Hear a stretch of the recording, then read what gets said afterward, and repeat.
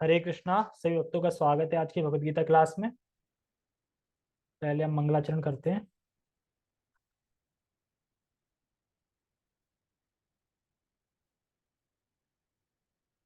ओम अज्ञानतिमिरान्धस्य ज्ञानञ्जनशलाकया चक्षुरुन्मीलितं येन तस्मै श्रीगुरुवे नमः। श्रीचैतन्यमनोभीष्टं स्थापितं येन भूतले स्वयं रूपः कदा मह्यं ददाति स्वपदान्तिकं। वन्देऽहं श्रीगुरो श्रीयुतापदकमलं श्रीगुरून् वैष्णवांश श्रीरूपं साग्रजातं सहगण रघुनाथान्वितं तं सजीवं साद्वैतं सावधूतं परिजन सहितं कृष्ण चैतन्य देवं श्रीराधा कृष्ण पादान सहगण ललिता श्री विशाखान्विशांच। हे कृष्ण करुणा सिंधु दीनबंधो जगतपते गोपेश गोपिका कांता राधा कांता नमस्तते। तप्त कांचन गौरांगी राधे वृंदावनेश्वरी वृषभानुसुते देवी प्रणमामि हरिप्रिये। वाञ्छाकल्पतरुभ्यश्च कृपा सिन्धुभ्य एव च पतितानां पावनेभ्यो वैष्णवेभ्यो नमो नमः। जय श्री कृष्ण चैतन्य प्रभु नित्यानंद श्री अद्वैत गदाधर श्रीवासादि गौरवृंद। हरे कृष्ण कृष्ण कृष्ण हरे हरे हरे राम राम राम हरे हरे। रामाय रामभद्राय रामचंद्राय वेदसे रघुनाथाय नाथाय सीताय पते नमः। नमो विष्णुपादाय कृष्णपृष्ठाय भूतले श्रीमते भक्तिवेदांत स्वामिनि इति नामिने। नमस्ते सारस्वते देवे गौरवाणी प्रचारिणे निर्विशेष शून्यवादी पाश्चात्य देश तारिणे। क्या हुआ? मम्मी उनका फोन चार्ज नहीं है शायद, बोल रही उनकी फोन में चल जाएगी, थक गई है।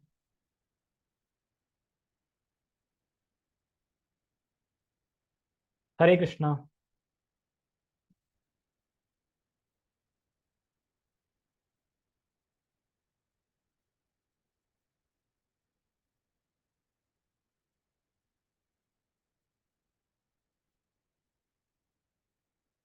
ठीक है, सबको श्लोक दिख रहा है?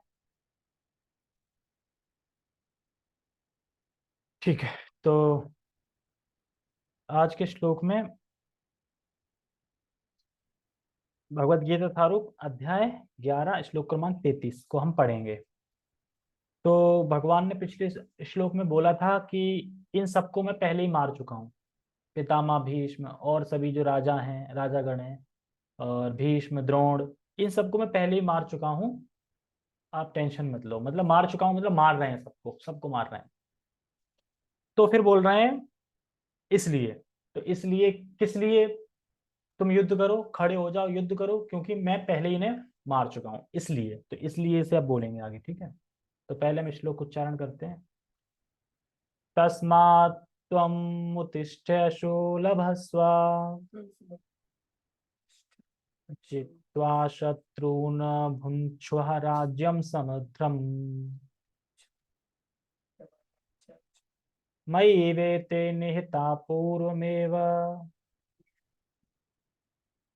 निमित्तमात्रं भव सव्यसाचिना। तस्मात् तुमुत्तिष्ठ्यशो लभस्य जित्वा शत्रून् भुङ्क्ष्व राज्यं समृद्धम् मयि मयि वेते निहिता पूर्वमेव निमित्तमात्रं भव सव्यसाचिना। तस्मात् तुमुत्तिष्ठ्यशो लभस्व जित्वा शत्रून् भुङ्क्ष्व राज्य समृद्धम् मयि वेते निहिता पूर्वमेव निमित्तमात्रं भव सव्यसाचिना। तस्मात् त्वम् उत्तिष्ठ तस्यात् तुम उत्तिष्ठी यशो लभस्व। तो तस्मात्, तस्मा मतलब इसलिए, इसलिए तुम उठो। तस्मात् तु उत्तिष्ठ, इसलिए तुम उठो। क्या करें उठ के? उठ के सो जाएं, उठ के लेट जाएं? नहीं, उठो, उठ के क्या करना है? यशो लभस्व, यश प्राप्त करो। यशो लभस्व, यश प्राप्त करो। भाई क्यों यश प्राप्त करूं, क्यों उठ जाऊं? क्योंकि मैं इन्हें पहले ही मार चुका हूं, मैं इनको पहले ही मार चुका हूं, इसलिए तुम उठ जाओ और यश की प्राप्ति करो। तो इसलिए कह रहे हैं तस्मात् तुमुष्टि यशो लभस्व, यानी उठो और बिल्कुल भी टेंशन मत लो, क्योंकि मैं सबको मार चुका हूं, तो तुम्हें मारने में क्या दिक्कत है? मरे मराए लोगों को मारने में दिक्कत है क्या? बिल्कुल दिक्कत नहीं है। इसलिए कह रहे हैं कि तुम्हें बिल्कुल दिक्कत नहीं है, उठ जाओ और यश और लाभ ये प्राप्त करो। क्यों? युद्ध करोगे तो यश मिलेगा ना तुम्हें, क्योंकि मेरे कहने पे करोगे, तो यश लाभ ये सब करो। आगे कह रहे हैं जित्वा शत्रुनु भुनक्ष्व राज्यम, शत्रुओं को जीतो और राज्य का भोग करो, समृद्ध बनो। नीचे लाइन में कह रहे हैं मई वेते निहता पूर्वमेव, मेरे द्वारा ये पहले ही मारे जा चुके हैं। मई वेते निहता पूर्वमेव, मेरे लिए मेरे द्वारा ये पहले ही मारे जा चुके हैं। तो फिर हमें क्या करना है? तो कह रहे हैं निमित्त मात्रम, तुम खाली निमित्त बनो, मतलब निमित्त बन जाओ कि तुम मार रहे हो, लेकिन मैं पहले ही मैं मार चुका हूं, मैं ही मारूंगा, तुम तो खाली निमित्त हो। तो कह रहे हैं निमित्त मात्रम भव सव्य साचना। सव्य साचने का मतलब होता है कि तुम दोनों हाथों से युद्ध करने में दक्ष हो। दोनों हाथों से युद्ध कर लेते हैं, इससे भी तीर फेंक लेते हैं, इससे भी तीर फेंक लेते हैं, ऐसे भी फेंक लेते हैं, कैसे भी दोनों हाथों को यूज कर लेते हैं एक जैसा। तो तुम कह रहे हैं इसमें सव्य साचना, यानी तुम दोनों हाथों में युद्ध करने में दक्ष हो। तो जो दोनों हाथों से युद्ध करने में एक्सपर्ट होता है उसको बोलते हैं सव्य साचना। और कह रहे हैं निमित्त मात्र, मतलब तुम निमित्त बनो। तो क्या समझ में आया? जित्वा, पहले बोल रहे हैं तस्मात, इसलिए उठो और यश और लाभ प्राप्त करो। क्यों? और इन शत्रुओं को जीतो, और जीतने के बाद क्या करो? इस राज्य का भोग करो, क्योंकि मैं इनको, मेरे द्वारा ये पहले सारे मारे जा चुके हैं। इसलिए तुम सिर्फ निमित्त मात्र बनो। क्यों? क्योंकि तुम एक्सपर्ट हो, दोनों हाथों से बाण चलाने में एक्सपर्ट हो, युद्ध करने में एक्सपर्ट हो। तो जैसे कि कल बात हुई थी श्लोक में कि सब कुछ फिक्स है, दुख फिक्स है, सुख फिक्स है, कौन कब क्या करेगा सब फिक्स है, कौन भक्ति में कब आएगा ये फिक्स है, कौन कब जाएगा ये फिक्स है। तो अगर सब कुछ फिक्स है, निर्धारित है पहले सारा कुछ कि कौन प्रचारित करेगा, तो इसमें भक्तों की कृपा का क्या स्थान है? कहते हैं ना भक्तों की कृपा मिल जाती है तो करते हैं, तो पहले से फिक्स है नहीं मिलेगी कृपा। तो ये क्यों कहते हैं तो भक्त मिल गए, भक्ति कृपा हो गई इसलिए हम पार लग गए? अरे वो तो पहले से फिक्स था कि भक्त मिलेगा, ये प्रचार करेगा और तुम इससे प्रचारित होगे और आगे बढ़ोगे, तो ये तो फिक्स है पहले से ही। तो भक्त का फिर स्थान क्या हुआ, कृपा का स्थान क्या हुआ? तो बताते हैं कि गुरु कृष्ण प्रसाद पाए भक्ति लता बीज, ये चैतन्य चरितमृत में आता है, गुरु कृष्ण प्रसाद पाए भक्ति लता बीज, यानी कृष्ण की कृपा से, कृष्ण की कृपा से कृष्ण किसी वैष्णव को प्रेरित करते हैं कि फलाना फलाना जगह जाओ और वहां कथा करो, वहां मेरा गुणगान करो, मेरे बारे में बताओ। किसी वैष्णव को कौन प्रेरित करता है? भगवान प्रेरित करते हैं, व्यवस्था करते हैं, प्रेरित करके फिर व्यवस्था करते हैं कैसे कैसे वहां होगा। और किसी जीव को, और किसी जीव को भी प्रेरित करते हैं कि फलाना फलाना जगह कथा हो रही है, वहां जाके बैठो सुनो। तो ये कौन प्रेरित कर रहा है? भगवान ही प्रेरित कर रहा है। तो एक्चुअली होता तो भगवान को ही है। कौन कहाँ कैसे भक्ति करेगा, ये भगवान के द्वारा ही नियोजित होता है सारा कुछ। हमें लग रहा है ना हम अकस्मात आ गए एकदम भक्ति में, ऐसे ऐसे कोरोना की वजह से, ये सब निमित्त मात्र बनते हैं, क्योंकि हमें इस टाइम पे ही भक्ति में आना था, इस टाइम पे हमारी लाइफ बदलनी थी। तो अब किसकी बदलनी थी ये कहना मुश्किल है, अब जिसकी बदली है उसको पता है, किसकी नहीं बदली है उसको भी पता है। ठीक है। बाकी तो अभी यह है कि बहुत से लोगों का तो यह है कि भक्ति तो कर रहे हैं पर सारा कुछ वही से ही चल रहा है, तो इसका मतलब भक्ति नहीं कर रहे हैं। देखो, अगर हम ये सोच रहे हैं कि हम भक्ति में चीजें बैलेंस कर लेंगे, मान लो कि अपना काम वाम भी करते रहें, सारा कुछ वैसा चलता रहे और भक्ति भी करते रहेंगे, तो ये कभी नहीं हो सकता। प्रभु जी कह रहे थे कि वो सबसे बड़ा मूर्ख है। कैसे? भक्ति में दो ही चीज है, वन वे, मतलब या तो बढ़ रहे हैं या फिर नीचे आ रहे हैं, ऐसा नहीं हो सकता कि बीच में रुक गए। प्लस वन माइनस वन, या तो हम पीछे जा रहे हैं या फिर हम आगे जा रहे हैं। आगे जा रहे हैं तो अलग ही तरक्की दिखेगी कि मतलब कि फालतू की चीजों में मन नहीं लगेगा, फालतू की चीजों में जाने का वो नहीं करेगा, क्योंकि प्रेशर भी नहीं है। जिन पे प्रेशर है चलो वो मजबूरी में जा सकते हैं, पर जिन पे प्रेशर नहीं है वो भी कर रहे हैं, तो वो तो फिर उनका मन है करने का, उत्साह है करने का। ये तो अगर हम भक्ति में आए हैं, और भक्ति में सारा कुछ डिपेंड करता है माला पे। अगर हमारी माला मॉर्निंग प्रोग्राम में सही हो रही है, 16 माला सही से हो रही है, तो ही हम भक्ति में आगे प्रगति कर पाएंगे। 16 माला सही से नहीं हो रही है तो भक्ति में नीचे गिरते जाएंगे। ये करके देख लेना, जो 16 माला नहीं कर रहा है सही से तो वो नीचे ही गिरेगा धीरे धीरे, क्योंकि बीच में नहीं टिक सकते, या तो ऊपर या नीचे। हमें लगता है कि अभी मतलब प्रॉब्लम चल रहे हैं, इशू चल रहे हैं, ठीक हो जाएंगे धीरे धीरे। हमें लगता है कि नहीं, हम तो अभी सब कुछ सही कर रहे हैं और आगे चल के करने लगेंगे, आगे चल करने लगेंगे, और वो हम ये नहीं समझ रहे कि आप पीछे चले जा रहे हैं। और माया हमें ऐसे कर रही है कि हाँ बाद में कर लेना, हाँ बाद में कर लेना, और वो बाद कभी नहीं होगा। वो हम नीचे गए फिर कहेंगे अरे यार कुछ नहीं होता यार, खाओ पियो, ठीक है, पता तो चली गया कृष्ण भगवान है, कथा में आ रहे हैं, सब कुछ है, लेकिन अंदर से मतलब जो भक्ति होती है, भक्ति करने का मन होता है, वो बिल्कुल खत्म हो चुका है। कथा में आके बैठ गए, बैठने का मतलब ये नहीं कि हम सुन रहे हैं या हम समझ रहे हैं, बैठने का मतलब ये कि हमें बस बैठना पड़ रहा है, बैठना पड़ रहा है, हम बैठ गए आधे घंटे, खत्म खेल, और बस बाद में क्या बोला मतलब नहीं है उससे, क्या हुआ मतलब नहीं है उससे। मैंने तुमसे बोला था कि तुम थंबनेल सीखो बनाना यूट्यूब की। क्या? दीदी ने बना। अरे मैं तो, दीदी तो मजबूरी में बनाएगी ना, तुम नहीं सीखोगे तो। हाँ? दीदी अरे तुम बनाओ ना। ये पूरी डिजाइन सीख लो, और आगे से मैं बता दूंगा कैसे कैसे क्या वो टॉपिक कैसे डालते हैं, ठीक है, टॉपिक कैसे डालते हैं ये बता दूंगा पूरे चैप्टर का, तुम बनाओ, ठीक है। ओके, तो मैं क्या बता रहा था, किसको परिवर्तन, हाँ, तो कृष्ण व्यवस्था करते हैं, किसी भक्त को प्रेरित करते हैं कि फलाना फलाना जगह जाओ और वहां प्रचार करो, और किसी व्यक्ति को भी प्रेरित करते हैं कि फलाना फलाना जगह जाओ और वहां कथा चल रही है वहां सुनो, तो ये भी करते हैं। और किसी जीव को प्रेरित करते हैं कि जाओ वहां कथा सुनो। ओके, तो और बाकी यहाँ पे कह रहे हैं कि निमित्त मात्र, देखो निमित्त मात्र पे मैं कुछ बोलना चाहूंगा। निमित्त मात्र का मतलब क्या होता है? देखो, हमें ये समझना चाहिए, जैसे कोई कुकिंग करता है, कुकिंग में उसने एक पतीला या फिर एक जो भी होता है टफ होता है उसको भर दिया सब्जी में, तो वो तो हो गया कि भगवान ने व्यवस्था कर दी और वो चीज बन गई। उसके बाद निमित्त मतलब क्या, चमचा क्या होता है, निमित्त होता है। चमचा का कार्य क्या होता है कि यथावत उसमें सब्जी उठानी है और यथावत परसनी है, ऐसा तो नहीं कि उसमें भेदभाव कर दे कुछ। तो ऐसे ही हमें, हम निमित्त हैं, हमें बस क्या करना है कि जो भगवान ने बोला है, जो भगवान ने ज्ञान दिया है उसको उठा के यथावत बता देना है। अपना कुछ भी मिलाना नहीं है, अपना कुछ भी मिक्स नहीं करना है, सिद्धांत नहीं बदलना है, जो भगवान बता रहे हैं बस वो ही प्रस्तुत करना और कुछ नहीं करना है। हालांकि तुम भगवत गीता का लो और तात्पर्य पढ़ दो पूरा सबके सामने, बस कुछ मत बताओ, फिर भी लोग समझ में आए, क्यों? क्योंकि वो भगवान की वाणी है, और भगवान की वाणी है तो हृदय में जाएगी, जाएगी तो समझ में आएगी, कार्य करेगी।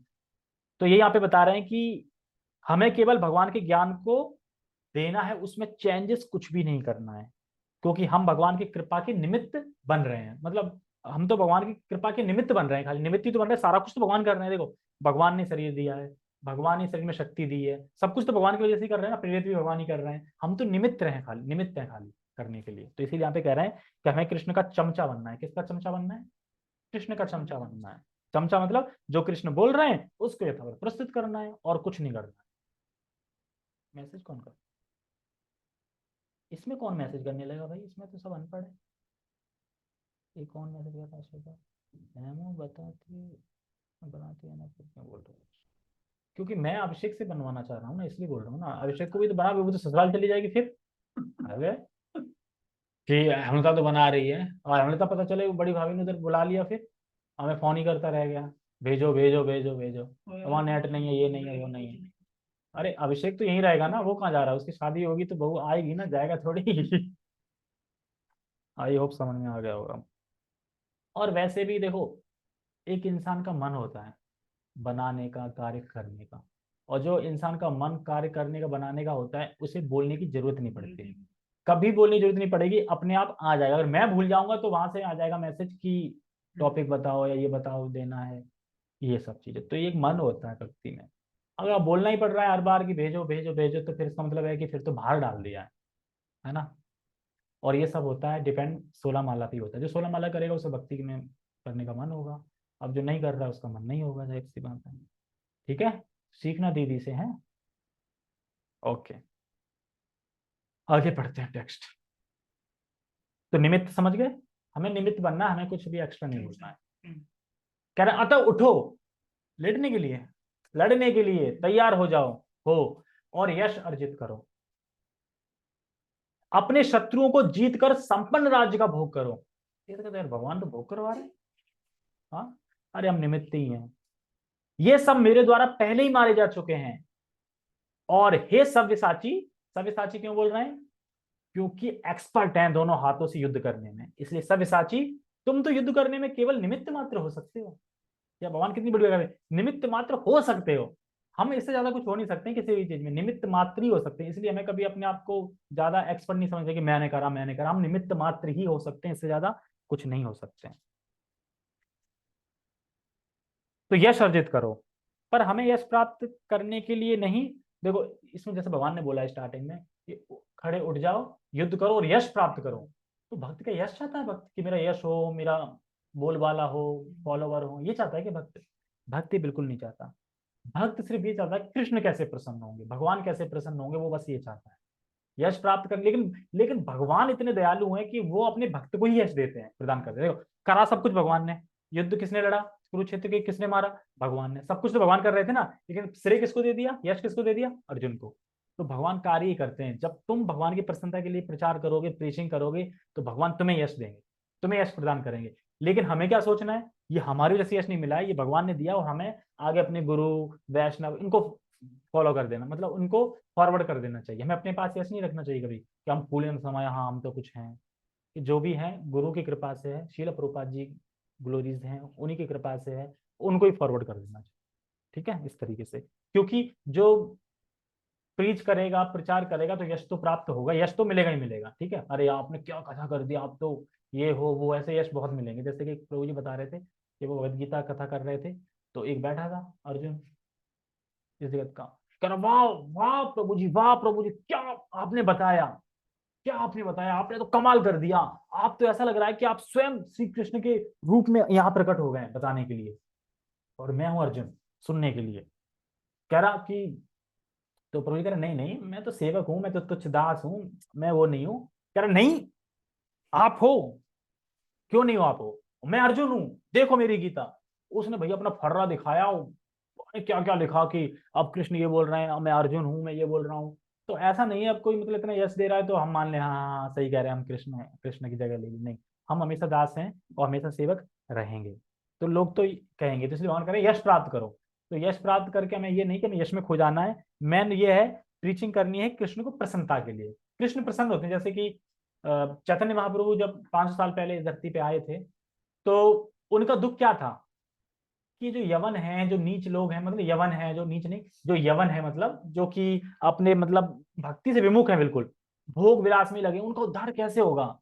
तो हरिदास ठाकुर क्या कहते हैं, जो अभी सीरीज चल रही है, हरिदास ठाकुर क्या कहते हैं कि आप टेंशन क्यों ले रहे हैं, मान लो जो यवन है भी है और वो अगर हरामी हरामी बोल रहे हैं, तभी तो भगवान का नाम ले रहे हैं ना आपका, वो तभी वो उद्धार हो जाएगा उनका।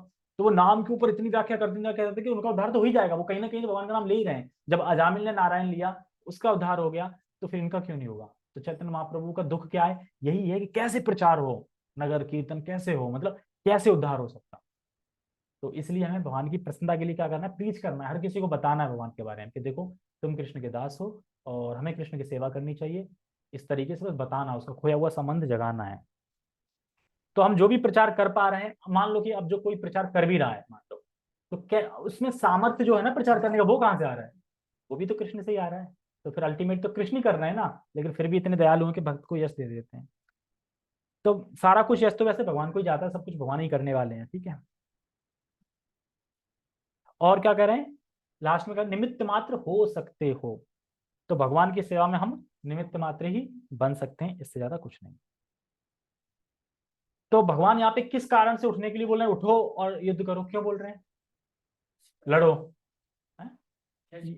ये और यश प्राप्त करो, करने के लिए तो नहीं बोला, उठो क्यों बोल रहे हैं, उठो इसलिए, उठो इसलिए क्यों बोला, इसलिए उठो मतलब किस लिए, मतलब आपसे जो कुछ करना तो पता, हम तुम नहीं करोगे तब भी ये मारे तब भी जाएंगे, मारे जाएंगे, मैं मार चुका हूं, मार चुका हूँ। इसलिए उठो। किस लिए, क्योंकि मैं सबको पहले ही मार चुका हूं, इसलिए उठो, युद्ध करो, यश प्राप्त करो और राज्य का भोग करो। ठीक है, इस तरीके से। ओके, तात्पर्य पढ़ते हैं। यशोदा यशोदा दो आ रही है पता नहीं मेरा है कैसे कराएगा। अच्छा,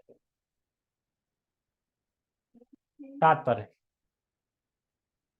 सव्यसाची का अर्थ है वह जो युद्ध भूमि में अत्यंत कौशल के साथ तीर छोड़ सके। बोला तीर मतलब दोनों हाथों से तीर चला रहे हैं, छोड़ सके, वही बता रहे हैं।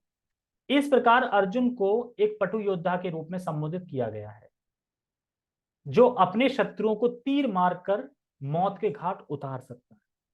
निमित्त मात्रम यानी केवल कारण मात्र, यह शब्द भी अत्यंत महत्वपूर्ण है। संसार संसार भगवान की इच्छा अनुसार गतिमान है ना। देखो जो कुछ भी है भगवान की इच्छा के अनुसार गतिमान है, लेकिन अल्पज्ञ पुरुष सोचते हैं कि प्रकृति बिना किसी योजना के गतिशील प्रकृति बिना किसी योजना के गतिशील है, और सारी सृष्टि आकस्मिक है ना, बम विस्फोट हुआ आ गया, आकस्मिक है।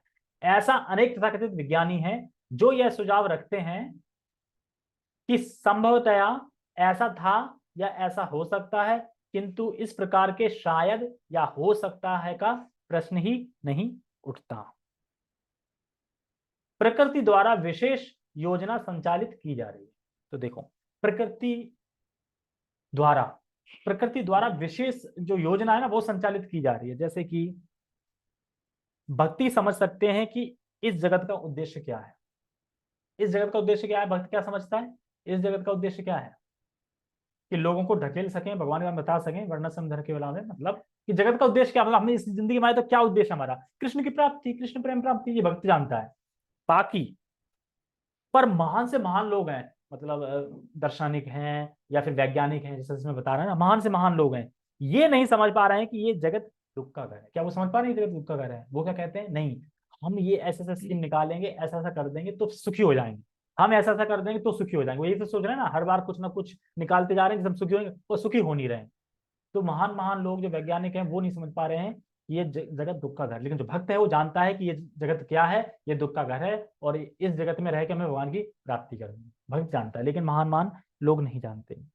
जैसे क्या किसी लीडर ने आज तक ये बोला है, चाहे कोई भी लीडर हो यहाँ पे, किसी लीडर ने बोला है कि इस जगत से निकलो, इस जगत से निकलो? नहीं, क्या बोलते हैं, इस जगत में बने रहो। कैसे तुम बने रहते, मतलब एक के बाद स्कीम नहीं निकालते हैं, जीवन बीमा निकाल दिया, कहीं ये निकाल दिया, सोफा निकाल दिया, कि आप आराम से इसमें ऐड नहीं आते कि अब तुम इससे एसी लगा डाली तो लाइफ झिंगा लाला, कुछ ना कुछ बताते रहते हैं ना कि एसी लगा लो तो लाइफ सही हो जाएगी, ये लगा लो तो सही हो जाएगा, हर किसी से लगे हुए हैं। लेकिन क्या किसी लीडर ने ये ऐड दिया है, ये जगत दुख का घर है, यहाँ से निकलो? कभी किसी ने छपाया ये? किसी ने नहीं छप पाया। तो क्या हम अपने दुखों का शमन कर पाएंगे? मतलब इतना कुछ ये स्कीमें निकाल रहे हैं, तो क्या हम उन स्कीमों से अपने दुख का शमन कर सकते हैं, मतलब दुख को खत्म कर सकते हैं? नहीं कर सकते, कर पाएंगे बिना कृष्ण के, क्योंकि लीडर जो है वो कृष्ण को नहीं रख रहे हैं ना, कृष्ण को उन्होंने अलग फेंक दिया। अब उसके बाद जो कर रहे हैं तो फिर क्या होगा, हम दुख को नहीं खत्म कर सकते, लेकिन कृष्ण को अगर रख लोगे ना सेंटर में तो दुख खत्म हो जाएगा। तो लीडर क्या करते हैं, यही नहीं बताते कि कृष्ण को सेंटर में रख लो, बाकी सब बता देंगे। तो जब तक कृष्ण से विमुखता है तब तक हम दुखों से दुख पा रहे हैं, सीधी सी बात है। कृष्ण से विमुखता है, दुख पा रहे हैं, कृष्ण के उन्मुख हो जाओ, दुख खत्म। और अगर अभी भी हम ये समझ रहे हैं कि दुख हैं आ रहे हैं, तो यानी हम कृष्ण से विमुख ही हैं। अगर कृष्ण के उन्मुख है तो फिर हम ये समझ पाएंगे कि हाँ दुख नहीं है, क्योंकि दुख नहीं है, ये तो जगत ही दुख नजर है। हो भी रहा था मुझे समझ हाँ, में कि दुख नहीं है। दुख नहीं, इससे ज्यादा हो सकता था।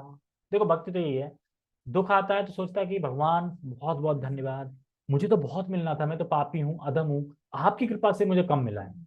अगर कुछ मिल जाए तो कि भगवान मैं तो इसके लायक नहीं हूँ बिल्कुल भी, ये तो आपका बड़प्पन है कि आपने मुझे दे दिया।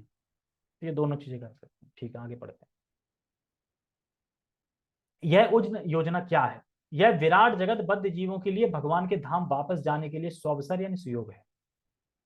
जब तक उनकी प्रवृत्ति प्रकृति के ऊपर प्रवृत्ति स्थापित करने की रहती है तब तक वे बद्ध रहते हैं। तो हम इस जगत में लोग बद्ध क्यों हैं, क्यों बंधे हैं, क्यों बद्ध रहते हैं? वो क्योंकि वो प्रकृति प्रवृत्ति जताना चाहते हैं, मैं मालिक हूं, मैं हूं, मेरा शरीर है, मेरा घर है, मेरा पैसा है। जब तक ये रहेगा ना वो बद्ध रहेगा इसमें, और जब ये समझ जाएगा नहीं मैं तो कुछ नहीं हूं, मैं तो निमित्त हूं, तो वो फ्री हो जाएगा। किंतु जो कोई भी परमेश्वर की इस योजना यानी इच्छा को समझ लेता है और कृष्ण भावनामृत का अनुशीलन करता है, वह परम बुद्धिमान है। तो परम बुद्धिमान कौन है? ये है जो ये समझता है कि भोग करके मैं इस जगत में फंसा रहूंगा, जो ये जानता है कि भोग करके क्या होगा, मैं इस जगत में फंसा रहूंगा, और भोग ही मेरे दुखों का निर्माण कर रहे हैं, जो ये जानता है। जो ये समझ गया और भोगों से विरत हो गया, मतलब भोगों से हट गया, भोगों को छोड़ दिया, ओके, तो और भक्ति में लग गया, तो वह अपना कल्याण करेगा। तो ऐसा व्यक्ति बुद्धिमान है, जो ये समझ गया कि भोग तो मुझे दुख का कारण ही भोग है, तो इसलिए भोग से विरक्त हो गया, भक्ति में लग गया, तो अपना कल्याण कर लेगा। ठीक है। दृश्य जगत की उत्पत्ति तथा उसका संहार ईश्वर की परम अध्यक्षता में होता है, भगवान ने बताया ना, सारा कुछ भगवान की इच्छा से होता है। इस प्रकार कुरुक्षेत्र का युद्ध ईश्वर की योजना के अनुसार लड़ा गया। अब तो समझ में आ गई, योजना के ईश्वर की योजना था ये। अर्जुन युद्ध करने से मना कर रहा था, किंतु उसे बताया गया कि परमेश्वर की इच्छा अनुसार उसे लड़ना होगा, तभी वह तभी वह सुखी होगा। यदि कोई कृष्ण भावनामृत से पूरित हो और उसका जीवन भगवान की दिव्य सेवा में अर्पित हो, तो समझो कि वह कृतार्थ है। कृतार्थ मतलब कि उस व्यक्ति का जीवन सफल हो गया। क्या सफल हो गया?